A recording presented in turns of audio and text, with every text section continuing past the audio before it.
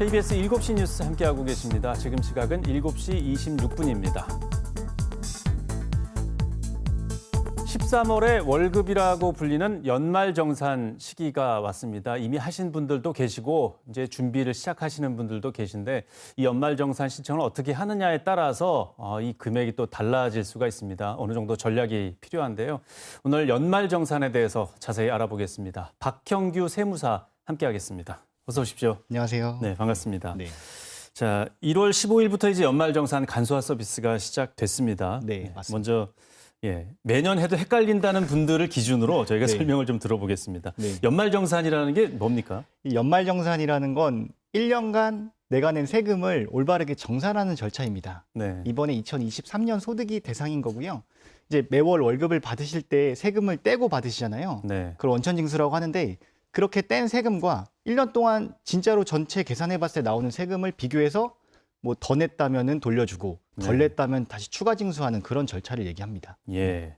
미리 세금을 우리는 낸 다음에 그다음에 그쵸. 정산을 하는 거죠. 예, 맞습니다. 예. 네. 간소화 서비스를 요즘 많이 하지 않습니까? 네. 이거는 뭔가요? 그러니까 이제 간소화 자료라는 게 연말정산 자료들을 받으려면 병원도 가야 되고 그다음에 은행도 가야 되고 여기저기 받을 때가 많잖아요. 그걸 국세청에서 한꺼번에 받아서 편리하게 제공해주는 서비스가 간소화 서비스입니다. 예. 네. 소비 패턴이 좀 단순하신 분들은 네. 간소화 서비스만으로도 네. 충분히 또 가능한데 네. 이제 소득에 대한 연말 정산을 네. 지난해 거를 이제 네. 연초 1, 2월 사이에 하게 되는데 네. 지금 상황에서 어떻게라도 조금이라도 좀 네. 절세를 하고 더 환급 받을 수 있는 방법을 좀 알아봐야 될 것 같은데 어떤 것들이 있을까요? 사실 지금 하는 게 2023년도 소득에 대한 정산이잖아요. 네. 근데 지금 2023년이 지났어요. 그래서 뭐 할 수 있는 게 없다고 생각하실 수 있는데 이제 중요한 거는 지금 할 수 있는 건 딱 하나가 있습니다. 네. 2023년에 어떤 썼던 자료들 있잖아요. 네. 그런 것을 잘 찾아서 제출하면은 지금이라도 조금 더 효율적인 연말정산을 할 수 있게 됩니다. 예.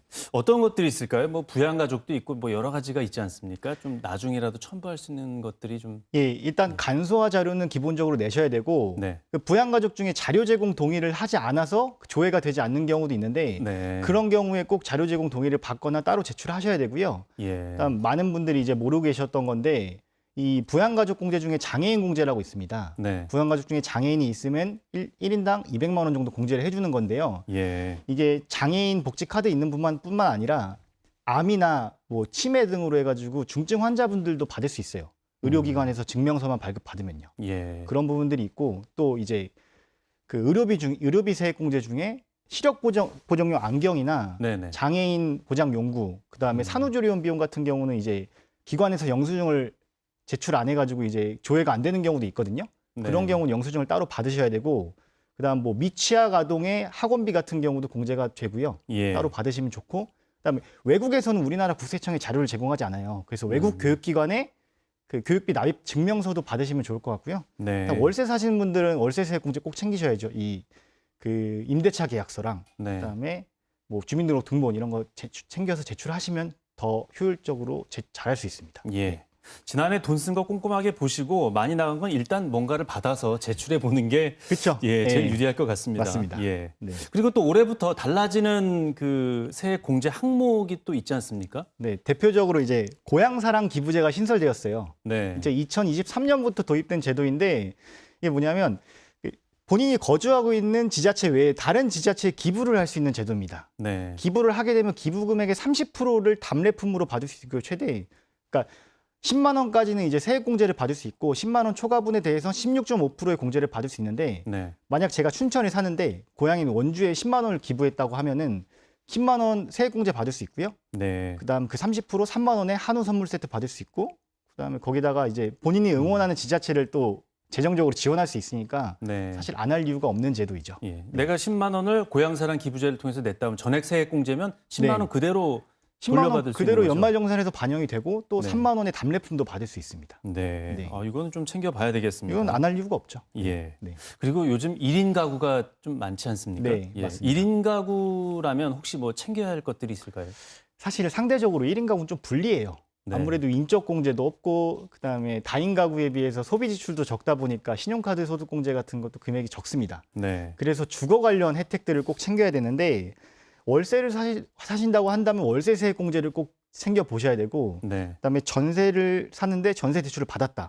그럼 네. 주택 임차 차입금, 원리금 상환액 공제라는 걸 꼭 챙겨 보셔야 되고 음. 만약 내 집 마련했는데 주택담보대출이 있다고 하시면 이제 장기주택 저당 차입금 이자 상환액 공제라는 것도 네. 이게 주거 형태에 따라서 꼭 아. 혜택을 챙기자 이거죠. 네. 예. 아무튼 개별적인 요건은 다 충족해야 됩니다. 예, 네. 요거는 좀 알아보고 해야 되겠네. 말이 어려우니까. 예, 말은 예. 어렵습니다. 예, 해당된다면 좀 네. 살펴보셔야 될 것 같습니다. 네. 그리고 매년 이제 고민하는 것 중에 하나가 나이가 좀 있으신 분들의 경우에 네. 네. 연금 저축을 이걸 올해는 할까 말까 고민하시는 분들이 계시죠. 네, 맞아요. 네. 예.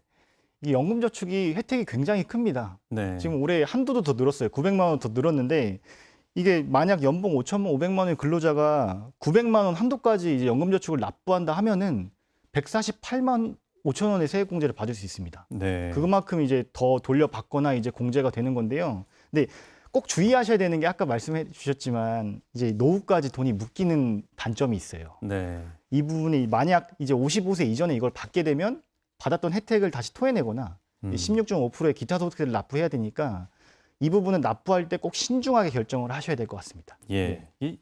또 이게 좀 맹점이 고소득이신 분들은 고민할 게 별로 없는데 그 중위소득 걸리시는 분들은 네. 이거 할까 말까 고민을 많이 하시더라고요. 나이가 좀 예. 사실 사회 초년생분들한테는 좀 권하기는 어렵고요. 네. 왜냐하면 이제 기간이 너무 많이 남았으니까. 네. 근데 이제 55세랑 임박하신 분들 같은 경우에는 전 충분히 고려해 볼 만하다고 생각합니다. 예. 네. 50대 초반부터 좀 생각을 해보셔야 될 것 같습니다. 네.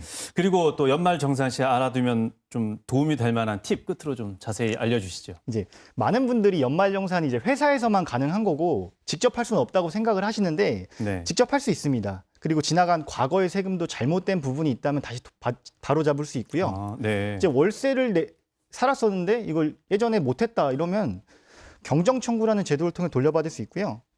이거 이제 과거의 자료를 챙겨가지고 홈택스를 통하거나 아니면 주변에 근처 세무서 가셔가지고 이게 바로 잡고 세금을 조금 더 돌려받으실 수 있는 제도가 있습니다. 아, 네. 이 제도는 지금 하는 게 아니고 좀 지나서. 아니요, 지금도 가능해요. 지금 아, 네. 이제 2018년 거까지 가능하고요. 네. 과거 5년 전 거를 5년 전 거까지 이제 다시 연말정산을 본인이 다시 할 수 있는 거죠. 예, 요 경정 청구 요것도 네. 한번 좀 꼼꼼하게 살펴봐야 되겠습니다. 이거 되게 중요한 겁니다. 예. 네.